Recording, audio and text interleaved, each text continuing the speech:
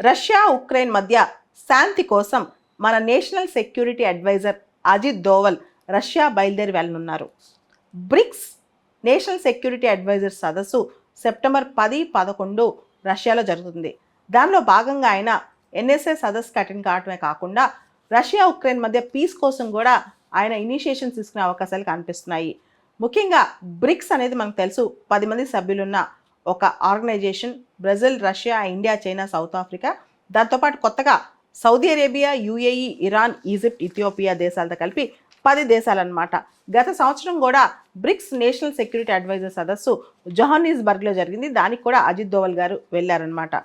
రీసెంట్గా మోడీ గారు గత 2 నెలల టైంలో జూలైలో చూస్తే రష్యాకి వెళ్ళొచ్చారు, ఆగస్టులో ఉక్రెయిన్కి వెళ్ళొచ్చారు. రష్యాకి ఆయన ఏ రోజైతే వెళ్ళారో అదే రోజు రష్యా ఉక్రెయిన్ పైన అటాక్ జరిగింది. ఆ అటాక్లో 37 మంది చనిపోయారు, పిల్లలతో సహా.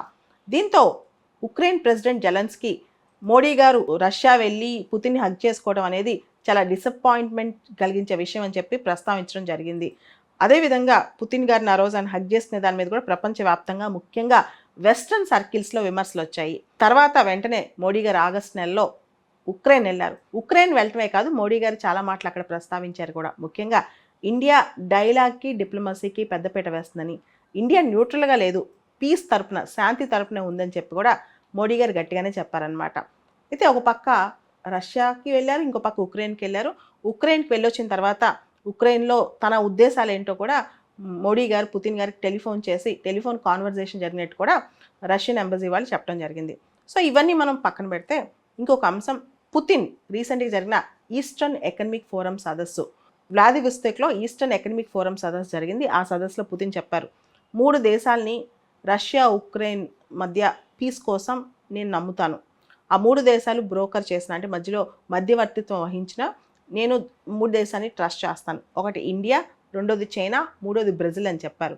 సో ఇండియా వస్తే తను నమ్ముతాను అని చెప్పడంతో మోడీ గారు ఇప్పుడు అజిత్ దోవల్ని ముఖ్యంగా పీస్ కోసం, శాంతిని పెంపొందించుకోవడం కోసం, రష్యా ఉక్రెయిన్ యుద్ధాన్ని ఆపి శాంతిని నిర్మించడం కోసం పంపిస్తున్నట్టు తెలుస్తోంది.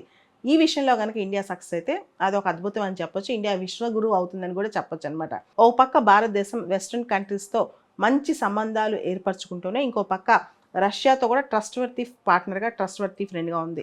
ఇలాంటి ఈక్వి డిస్టెన్స్, దాని తర్వాత ఇద్దరితోనూ సమానమైన సంబంధాలు ఉన్న ఇండియా ఖచ్చితంగా ఇలాంటి యుద్ధాల విషయాల్లో మధ్యవర్తిత్వం వహించి 2 వైపులా చెప్పగలిగితే కనుక నిజంగా ప్రపంచంలో శాంతి నెలకొల్పే అవకాశం కూడా ఇక్కడ మనకు కనిపిస్తోంది. అయితే మోడీ గారు 2 సంవత్సరాల క్రితమే ఎప్పుడైతే యుద్ధం మొదలైందో అప్పుడే చెప్పారు, this Ira is not an Ira of war అని. ఇది యుద్ధానికి కాలు దువ్వే శకం కాదు, పీస్, డైలాగ్, డిప్లొమసీ మనం నమ్మాలని చెప్పి మోడీ గారు 2 సంవత్సరాల క్రితమే చెప్పడం జరిగింది. అయినా కానీ ఇప్పుడు కూడా స్టిల్ యుద్ధం కంటిన్యూ అవుతుంది. కాబట్టి ఇప్పుడు మనం చేయాల్సిన పని యుద్ధాన్ని ఆపడమే. దాన్ని ఒక పక్క రష్యా ఇండియాని ట్రస్టెడ్ పార్ట్నర్గా నమ్ముతుంది, ఇంకో పక్క వెస్టర్న్ అలైస్ కూడా ఇండియా బ్రోకరేజ్కి వెల్కమ్ చెప్పే అవకాశాలు కనిపిస్తున్నాయి. దీంతో భారతదేశం అనేది ఇప్పుడు అజిత్ దోవల్ గారు ముందుగా ఈ సమ్మిట్కి వెళ్ళి బ్రిక్స్ ఎన్ఎస్ఏ సమ్మిట్కి వెళ్ళి అక్కడి నుంచి పుతిన్ గారితో కూడా ఈ విషయంలో డైలాగ్, ఒక డిప్లొమసీ కోసం ముందుకెళ్ళే ఆస్కారం కనిపిస్తోంది.